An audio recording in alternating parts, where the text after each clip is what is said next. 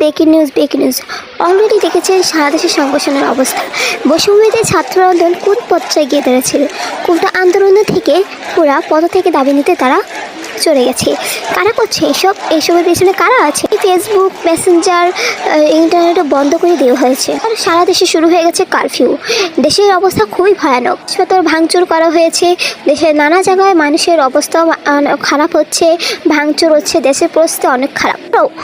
বিশ্ববিদ্যালয়ের শিক্ষকরা এই গণ আন্দোলন প্রত্যাহার করেছে আর পুলিশও তেমন মাঠে নামছে না। তাদেরকে হাইকোর্ট থেকে গুলি করার নির্দেশ দেওয়া হয়নি। সরকারিদের উপর আর গুলি চালাতে পারবে না, এবার হাইকোর্ট ঘোষণা দিয়ে কয়েকদিনের ছাত্র দল এখন মাননীয় প্রধানমন্ত্রী পদত্যাগ চাচ্ছে না ব্যাঠিক কমেন্ট বন্ডে জানাবেন। ক্ষতি হচ্ছে, কি হবে দেশের আগামী ভবিষ্যৎ, দেশের দাঁড়াবে দেশের পরিস্থিতি স্বাভাবিক হবে আছো কি?